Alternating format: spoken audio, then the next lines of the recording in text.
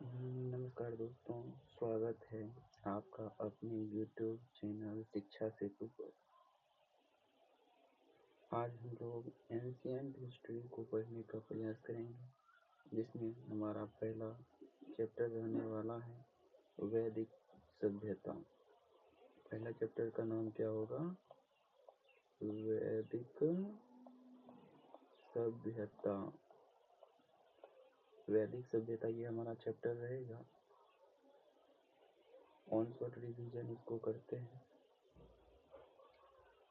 यदि कोई त्रुटि हो जाए तो कमेंट सेक्शन खुला हुआ है, इसमें आप बेझिझक अपनी राय दे सकते हैं। चलिए क्लास को शुरू करते हैं। वैदिक काल। हड़प्पा सभ्यता के पतन के बाद जिस सभ्यता का उदय हुआ उसको कहते हैं वैदिक सभ्यता। वैदिक काल। वैदिक सभ्यता एक ग्रामीण सभ्यता थी। वैदिक सभ्यता कैसी सभ्यता थी? वैदिक सभ्यता एक ग्रामीण सभ्यता थी। ग्रामीण। वैदिक सभ्यता कैसी सभ्यता थी? ग्रामीण। वैदिक सभ्यता का निर्माता किसे कहा जाता है? आर्यों को। वैदिक सभ्यता का निर्माता आर्यों को कहा जाता है। आर्य लोग। आर्य पशु चारा की खोज में भारत आए थे। आर्यों की भाषा संस्कृत थी। आर्य शब्द का सर्वप्रथम प्रयोग प्रोफेसर मैक्स मुलर ने श्रेष्ठ या कुलीन जाति के रूप में किया है। आर्य शब्द का सर्वप्रथम प्रयोग किसने किया है? Professor Max Muller. किसके रूप में? श्रेष्ठ या कुलीन जाति के रूप में। आर्य शब्द का सर्वप्रथम प्रयोग किसने किया है? Professor Max Muller. श्रेष्ठ या कुलीन जाति के रूप में आर्यों का प्रिय पशु घोड़ा। पवित्र पशु गाय। गाय के लिए अघन्या शब्द का प्रयोग हुआ है। अघन्या मतलब जिसे न मारा जाए, उस शब्द का प्रयोग हुआ है। वैदिक काल का टाइम पीरियड है 1500 ईस्वी से लेकर के 600 बीसी। वैदिक काल को दो भागों में बांटकर पढ़ते हैं। एक ऋग्वैदिक काल, एक उत्तर वैदिक काल। ऋग्वैदिक काल और उत्तर वैदिक काल। ऋग्वैदिक काल का टाइम पीरियड है 1500 से 1000 बीसी। 1500 से 1000 बीसी। उत्तर वैदिक 1000 से 600 बीसी। उत्तर वैदिक 1000 से 600 बीसी। ऋग्वैदिक काल के प्रमुख देवता इंद्र हुए, जिसे पुरंदर भी कहते हैं। किला तोड़ने वाला देवता या युद्ध का देवता या वर्षा कराने वाला देवता इंद्र। वर्षा कराने वाला इंद्र। युद्ध का देवता इंद्र। किला तोड़ने वाला इंद्र। पुरंदर किसे कहा जाता है? इंद्र को कहा जाता है। ऋग्वैदिक काल में ऋग्वेद की रचना हुई। ऋग्वेद की रचना किस काल में? ऋग्वैदिक काल में। ऋग्वेद की रचना किस काल में हुई है? ऋग्वैदिक काल में हुई है। ऋग्वैदिक काल में जाति का आधार कर्म आधारित था। ऋग्वैदिक काल में जाति का आधारित कर्म आधारित था। महिला की स्थिति बहुत अच्छी थी। समाज मातृसत्तात्मक था। दास प्रथा का प्रचलन नहीं था। बाल विवाह का प्रचलन नहीं था। उत्तर वैदिक काल में प्रमुख देवता प्रजापति हो गए। प्रजापति की दो पुत्रियां सभा और समितियां थी। उत्तर वैदिक काल में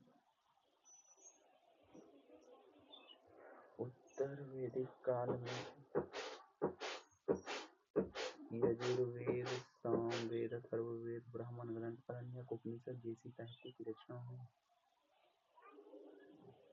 उत्तर वैदिक काल में जाति का आधार कर्म आधारित न होकर के जन्म आधारित हो गया। महिला की स्थिति खराब हो गई। इसे हम इस प्रकार से समझ सकते हैं कि समाज पितृसत्तात्मक हो गया। दास प्रथा का प्रचलन हो गया। बाल विवाह का प्रचलन होने चला था। कर्मकांड का प्रचलन था। ये दर्शाता है कि उत्तर वैदिक काल में महिलाओं की स्थिति खराब हो गई। वेद वेद को हम संहिता या औपौरुषेय कहते हैं, जिसकी रचना किसी पुरुष के द्वारा नहीं बल्कि देवताओं के द्वारा किया गया है। इसके संकलनकर्ता महर्षि कृष्ण द्वैपायन वेदव्यास को कहा जाता है। महर्षि कृष्ण द्वैपायन वेदव्यास। वेद की संख्या कितनी है? वेद की संख्या है 4। वेद की संख्या 4। एक है ऋग्वेद, यजुर्वेद, सामवेद, अथर्ववेद। वेद की संख्या 4 है। ऋग्वेद, यजुर्वेद, सामवेद, अथर्ववेद। ऋग्वेद, यजुर्वेद, सामवेद और अथर्ववेद। वेद की संख्या 4। ऋग्वेद, यजुर्वेद, सामवेद, अथर्ववेद। ये तमाम 4 वेद हैं। वेद और उसके उपवेद, उसके ज्ञाता और ब्राह्मण ग्रंथ को भी हम पढ़ेंगे, जिसमें ऋग्वेद के उपवेद है आयुर्वेद। ऋग्वेद के उपवेद आयुर्वेद। ऋग्वेद के उपवेद आयुर्वेद। ऋग्वेद की ज्ञाता को होत्री। ऋग्वेद की ज्ञाता को होत्री। ऋग्वेद के 2 ब्राह्मण ग्रंथ है, एक है ऐत्रेयी, एक है कौशिकी। तो चलिए ऋग्वेद से प्रश्न है। ऋग्वेद के उपवेद आयुर्वेद। ऋग्वेद की ज्ञाता होत्री। ऋग्वेद के ब्राह्मण ग्रंथ ऐत्रेयी और कौशिकी। यजुर्वेद के उपवेद धनुर्वेद। यजुर्वेद के उपवेद धनुर्वेद। यजुर्वेद की ज्ञाता को अथर्वव्यूह कहते हैं। यजुर्वेद की ज्ञाता को अथर्वव्यूह कहते हैं। यजुर्वेद के 2 उपवेद भी हैं, एक है शतपथ ब्राह्मण ग्रंथ, एक है ऐत्रेयी। सुनिए, ऋग्वेद के है ऐत्रेयी और कौशिकी। वहीं यजुर्वेद के 2 उपवेद हो जाएगा, एक शतपथ, एक तैत्रेयी। कौशिकी, तैत्रेयी। समझे? सामवेद के 2 उपवेद हैं, गंधर्व वेद, सामवेद के उपवेद है गंधर्व वेद। सामवेद के ज्ञाता को उद्गाता कहते हैं। सामवेद के 3 ब्राह्मण ग्रंथ है, पंचवीस, षड्वीस, जैमिनी। पंचवीस, षड्वीस और जैमिनी। अथर्ववेद के उपवेद को हम कहते हैं शिल्प वेद। अथर्ववेद के उपवेद को शिल्प वेद। अथर्ववेद की ज्ञाता को हम कहते हैं ब्रह्मा। अथर्ववेद की ज्ञाता को ब्रह्मा। अथर्ववेद के ब्राह्मण ग्रंथ गौपद। अथर्ववेद के ब्राह्मण ग्रंथ को हम कहते हैं गौपद। अब चलिए इसको हम डिटेल से समझते हैं कि ऋग्वेद में क्या क्या है। पहले तो हम ये समझ लेते हैं एक बार फिर से। ऋग्वेद के उपवेद आयुर्वेद, ज्ञाता होत्री, ऐत्रेयी और कौशिकी इसके ब्राह्मण ग्रंथ हैं। ऋग्वेद में 10 मंडल। ऋग्वेद में 10 मंडल है, 1028 सूक्त। 10 मंडल, 1028 सूक्त, 10,462 ऋचाएं। ऋचा यानी मंत्र। ऋग्वेद में दशराग्य युद्ध की चर्चा है, जो ऋग्वेद के 7वें मंडल में है। ऋग्वेद की सबसे पवित्र नदी सरस्वती। ऋग्वेद की सबसे पवित्र नदी सरस्वती। ऋग्वेद में जो 10 मंडल है, सबसे प्राचीन मंडल है दूसरा और 7वां मंडल, जिसे हम वंश मंडल कहते हैं। सबसे नवीनतम मंडल पहला और 10वां। सबसे नवीनतम मंडल पहला और 10वां। हस्तलिखित ऋचाओं को, ऋग्वेद में हस्तलिखित ऋचाओं को हम कहते हैं खील। ऋग्वेद में हस्तलिखित ऋचाओं को हम कहते हैं खील। ऋग्वेद में सोम देवता का उल्लेख 9वें मंडल में है।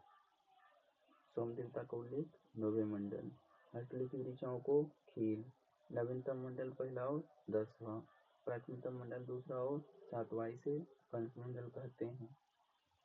मंडल 10, सूक्त 1028, मंत्र या ऋचा 10,462। दशाग्नि युद्ध 7वां मंडल।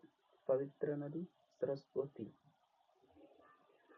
और ऋग्वेद में 10 मंडल, पुरुषोक्त वर्ण का चर्चा 10वां मंडल, पुरुषोक्त का चर्चा 10वां मंडल, पुरुषोक्त में 4 वर्ण की चर्चा है, ब्राह्मण, क्षत्रिय, वैश्य, शूद्र। ऋग्वैदिक काल में सर्वाधिक बार किस नदी की चर्चा हुई? सिंधु। सबसे पवित्र सरस्वती। गंगा की चर्चा 1 बार, यमुना की चर्चा 3 बार। प्रमुख देवता इंद्र, इंद्र के लिए 250 बार। दूसरा प्रमुख देवता अग्नि, अग्नि के लिए 200 बार। नोट: ऋग्वेद में हिमालय की चोटी को हम मुंज व्रत, हिमालय की एक चोटी हुई मुंज व्रत जिसका उल्लेख मिलता है। सुनिए फिर से, ऋग्वेद में 10 मंडल, 10वां मंडल में क्या है? पुरुषोक्त की चर्चा है। पुरुषोक्त में 4 वर्ण को देखने को मिलता है, ब्राह्मण, क्षत्रिय, वैश्य, शूद्र। सर्वाधिक बार चर्चा सिंधु नदी की है, पवित्र नदी सरस्वती है। गंगा की चर्चा 1 बार, यमुना की चर्चा 3 बार। प्रमुख देवता इंद्र, इंद्र के लिए 250 बार। दूसरा प्रमुख देवता अग्नि, अग्नि के लिए 200 बार। और ऋग्वेद में हिमालय की चोटी को मुंज व्रत कहते हैं।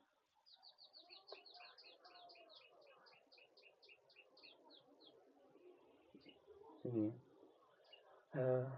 आर्य लोग कहाँ से आए थे, इसके विषय में अलग अलग विद्वान का अलग अलग राय है। कोई कहता है मध्य एशिया से आया था, कोई कहता है तिब्बत से आया था, कोई सप्त सिंधु क्षेत्र से आया था। अलग अलग कहना है, जिसमें एक प्रोफेसर मैक्स मूलर हुए, जिनका कहना था कि आर्य लोग मध्य एशिया से आए थे। मध्य एशिया को एशिया माइनर भी कहते हैं। आर्य लोग मध्य एशिया से आए थे, इसकी जानकारी कहाँ से मिलती है? बोगज कोई अभिलेख। आर्य लोग मध्य एशिया से आए थे, इसकी जानकारी कहाँ से मिलती है? बोगज कोई अभिलेख। बोगज कोई अभिलेख में कितने हिंदू देवी देवता का उल्लेख है? 4। कौन कौन? इंद्र, वरुण, मित्र, सुक्त। प्रोफेसर मैक्स मूलर के बारे में जानेंगे। मैक्स मूलर का जन्म जर्मनी में हुआ था। पिता का नाम विल्हेल्म मूलर। 18 वर्ष की अवस्था में लीविंग यूनिवर्सिटी से इन्होंने संस्कृत की पढ़ाई की। जर्मन में मेघदूतम और उपनिषद का जर्मन में अनुवाद किया था। तो प्रश्न पूछेगा कि मेघदूतम का जर्मन में अनुवाद किसने किया? Max Muller. उपनिषद का मैक्स मूलर का जन्म जर्मनी। पिता विल्हेल्म मूलर। कितने वर्ष की अवस्था में संस्कृत की पढ़ाई की? 18 वर्ष की अवस्था में। वेदांतियों का वेदांत किसे कहा जाता है? मैक्स मूलर को। वेदांतियों का वेदांती मैक्स मूलर। आर्य कहाँ से आए थे, इसके विषय में अलग अलग विद्वानों का अलग अलग कहना था, जिसमें स्वामी दयानंद सरस्वती का कहना था कि आर्य तिब्बत से आए थे। दयानंद सरस्वती का क्या कहना है? आर्य तिब्बत से आए थे। बाल गंगाधर तिलक उत्तरी ध्रुव, बाल गंगाधर तिलक उत्तरी ध्रुव। जर्मनी, पेनका का कहना है जर्मनी से आए थे। पेनका का क्या कहना है? जर्मनी से आए थे। गाइल का कहना है हंगरी से आए थे। गाइल का क्या कहना है? हंगरी से आए थे। अविनाश चंद्र का कहना है कि आर्य सप्त सिंधु क्षेत्र से आए थे। और ऋग्वेद के अनुसार भी आर्य सप्त सिंधु क्षेत्र से ही आए थे। वेद की संख्या 4। वेद की संख्या 4। वेद की संख्या कितनी है? 4। वेद की संख्या 4। वेदांग 6, पुराण 18, उपनिषद 108, प्रमुख उपनिषद 13, महाकाव्य 2 है। महाकाव्य कितने हैं? महाकाव्य 2 है। महाजनपद 16। 6 वेदांग। वेदांग कितने? 6। इसको याद करने का ट्रिक है बयाजियो निशिकच। ब्याजियो निशिकच। वै से व्याकरण, ज्य से ज्योतिष, नि से निरुक्त, सी से शिक्षा, क से कल्प, छ से छंद, ये 6 वेदांग हैं। अब उपनिषद, उपनिषद का अर्थ होता है गुरु के समीप बैठकर शिक्षा प्राप्त करना। उपनिषद भारतीय दर्शन को बताता है। उपनिषद की संख्या कुल 108 है। मुख्य उपनिषद 13 है। सत्यमेव जयते की चर्चा मुंडकोपनिषद में है। सत्यमेव जयते की चर्चा किस उपनिषद में? मुंडकोपनिषद में। यम और नचिकेता का संबंध किस उपनिषद में है? कठोपनिषद। यम एवं नचिकेता का संबंध किस उपनिषद में है? कठोपनिषद। 4 आश्रम की चर्चा जवालोपनिषद में है। 4 आश्रम की चर्चा किसमें है? जवालोपनिषद। कौन कौन सा आश्रम है? ब्रह्मचर्य, गृहस्थ, वानप्रस्थ, संन्यास। ब्रह्मचर्य, गृहस्थ, वानप्रस्थ, सन्यासी। ब्रह्मचर्य का उम्र है 0 से 25 वर्ष, गृहस्थ जीवन का 25 से 50 वर्ष, वानप्रस्थ 50 से 75 वर्ष, सन्यासी जीवन 75 से 100 वर्ष है। वसुदेव कुटुंबकम कहाँ से लिया गया है? महा उपनिषद। उपनिषद का अर्थ गुरु के समीप रहकर शिक्षा प्राप्त करना। कुल 108 उपनिषद है, 13 प्रमुख है। सत्यमेव जयते मुंडकोपनिषद से लिया गया। कठोपनिषद से यम और नचिकेता का संवाद है। 4 आश्रम की चर्चा जवालोपनिषद में। 4 आश्रम में ब्रह्मचर्य, गृहस्थ, वानप्रस्थ, सन्यासी है। और वसुदेव कुटुंबकम महाउपनिषद से लिया गया है। अब पुराण, पुराण के रचयिता महर्षि लोमहर्ष तथा पुत्र उग्रसर्वा को कहा जाता है। पुराण के रचयिता महर्षि लोमहर्ष और उसके पुत्र उग्रसर्वा को कहा जाता है। पुराण की कुल संख्या 18 है। प्राचीन पुराण मत्स्य पुराण। सबसे प्राचीन पुराण कौन सा है? मत्स्य। मत्स्य पुराण को 2 भागों में बांटा गया है। एक है आंध्र सातवाहन वंश, मत्स्य पुराण में 2 चीज के बारे में, जैसे आंध्र सातवाहन वंश की किसमें है? मत्स्य पुराण। आंध्र सातवाहन की चर्चा मत्स्य पुराण। भगवान विष्णु के 10 अवतार की चर्चा मत्स्य पुराण। मत्स्य पुराण में आंध्र सातवाहन वंश की चर्चा है, भगवान विष्णु के 10 अवतार की चर्चा है। मौर्य वंश की चर्चा विष्णु पुराण। मौर्य वंश की चर्चा किस पुराण में? विष्णु पुराण। गुप्त वंश की चर्चा वायु पुराण। गुप्त वंश वायु पुराण, गुप्त वंश वायु पुराण, मौर्य वंश विष्णु पुराण। अब महाकाव्य, महाकाव्य की संख्या कितनी है? 2 महाकाव्य 2। एक है महाभारत, दूसरा रामायण। महाकाव्य 2 है, महाभारत और रामायण। सबसे बड़ा महाकाव्य महाभारत। रचयिता वेद व्यास। महाकाव्य में, महाभारत में पर्व 18 है, दिन 18 दिन चलाइए। अन्य जय संहिता। महाभारत के सबसे बड़ा पर्व भीष्म पर्व, जिसे भगवत गीता कहते हैं। रामायण। दूसरा सबसे बड़ा महाकाव्य कौन सा है? रामायण। दूसरा सबसे बड़ा महाकाव्य रामायण। रामायण के रचयिता वाल्मीकि। रामायण में 7 कांड है। एक बार और सुनिए। महाकाव्य की संख्या 2 है, महाभारत, रामायण। महाभारत सबसे बड़ा महाकाव्य है। महाभारत के रचयिता वेद व्यास। उसके बाद इसमें पर्व की संख्या 8 है। कितना दिन चला था? 18 दिन। अन्य में जय संहिता भी इसको कहते हैं। सबसे बड़ा पर्व भीष्म पर्व, जिसको हम भगवत गीता भी कहते हैं। रामायण दूसरा सबसे बड़ा महाकाव्य है, रचयिता वाल्मीकि है, 7 कांड है। अब आधुनिक नाम और प्राचीन नाम। सिंधु का प्राचीन नाम सप्तसिंधु। सिंधु को सप्त सिंधु कहते हैं। झेलम को वितास्ता कहते हैं, जहाँ पर हाइडेस्पीच का युद्ध 326 ईस्वी में हुआ था। चेनाब को हम अस्किनी कहते हैं। चेनाब को क्या कहते हैं? अस्किनी।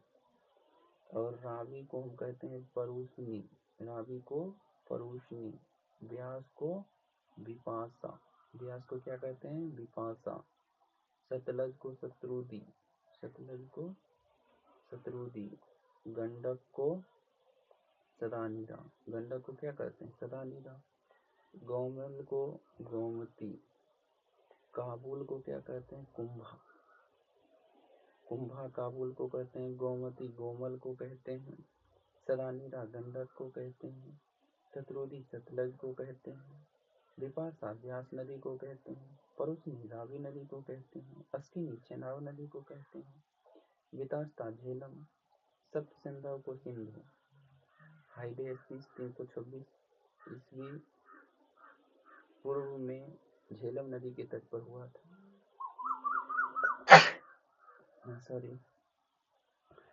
ऋग्वेदिक देवता। इंद्र युद्ध का देवता, किला तोड़ने वाला, वर्षा कराने वाला इंद्र को कहा जाता है। वनस्पति का देवता सोम। वनस्पति का देवता सोम। पृथ्वी एवं सूर्य के बीच का देवता वरुण। पृथ्वी एवं सूर्य के बीच का देवता वरुण। आकाश का देवता धौ को कहा जाता है। आकाश का देवता धौ। मानव एवं देवता के बीच का संबंध अग्नि के द्वारा स्थापित होता है। विपत्तियों का देवता अश्विनी। विपत्तियों का देवता अश्विनी। पशु का देवता पूषण। आंधी तूफान का देवता मारुत। युद्ध का देवता इंद्र। वनस्पति का देवता सोम। पृथ्वी एवं सूर्य के बीच वरुण। आकाश का देवता धौ। मानव एवं देवता के बीच संबंध अग्नि। विपत्तियों का देवता अश्विनी। पशुओं का देवता पूषण। आंधी एवं तूफान मारुत। अब दर्शन, जैसे न्याय दर्शन के प्रवर्तक महर्षि गौतम। न्याय दर्शन के प्रवर्तक गौतम। सांख्य दर्शन कपिल। सांख्य दर्शन के प्रवर्तक कपिल। वैशेषिक दर्शन के कनाद। वैशेषिक दर्शन के कनाद। योग के पतंजलि, जो पुष्पमित्र सोम के दरबारी थे। पूर्व मीमांसा जैमिनी। उत्तर मीमांसा बादरायण। पूर्व मीमांसा जैमिनी, उत्तर मीमांसा बादरायण। व्याकरण के पाणिनि। चारवाक के प्रवर्तक चारवाके। न्याय दर्शन महर्षि गौतम। सांख्य कपिल। वैशेषिक दर्शन कनाद कनाद कनाद। योग के पतंजलि पतंजलि। पूर्व मीमांसा जैमिनी जैमिनी। उत्तरी मीमांसा बादरायण। उत्तरी मीमांसा बादरायण। व्याकरण पाणिनि। व्याकरण पाणिनि। पाणिनि अष्टाध्यायी का लेखक। चारवाक। चारवाक। उत्तर वैदिक काल। प्रशासन और मुखिया। प्रशासन और मुखिया शब्द राजा। राष्ट्र के मुखिया को राजा। राष्ट्र के मुखिया को राजा। जन, जन के प्रमुख को, जन के मुखिया को राजन कहते हैं। जन के प्रमुख राजा। राष्ट्र के प्रमुख राजा। राष्ट्र के प्रमुख राजा। जन के प्रमुख को राजन। विश्व के प्रमुख को विश्वपति। विश्व के प्रमुख को विश्वपति कहते हैं। ग्राम के प्रमुख मुखिया को ग्रामीण। कुल के प्रमुख मुखिया को पिता या कुलप कहते हैं।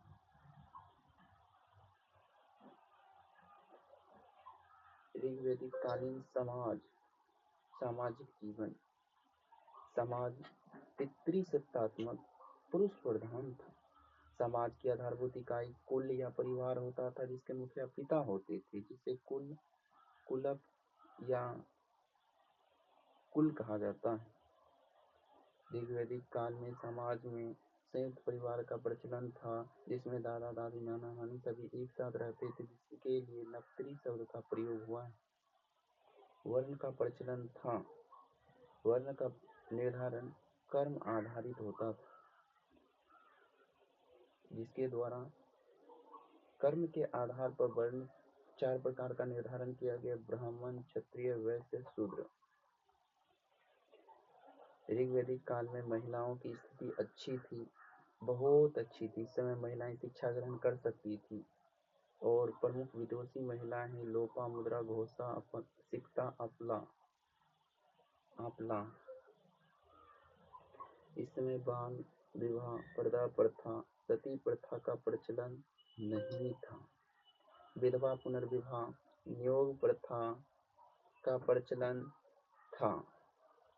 अब क्या होता है नियोग विवाह, बताएंगे आगे। ऋण कितने प्रकार के होते हैं? ऋण 3 प्रकार के होते हैं: पितृ ऋण, ऋषि ऋण, देव ऋण।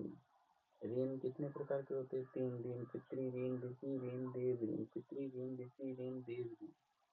विवाह 2 प्रकार के होता था: अनुलोम विवाह, एक प्रतिलोम विवाह। अनुलोम विवाह और प्रतिलोम विवाह। अनुलोम विवाह का मतलब उच्च वर्ण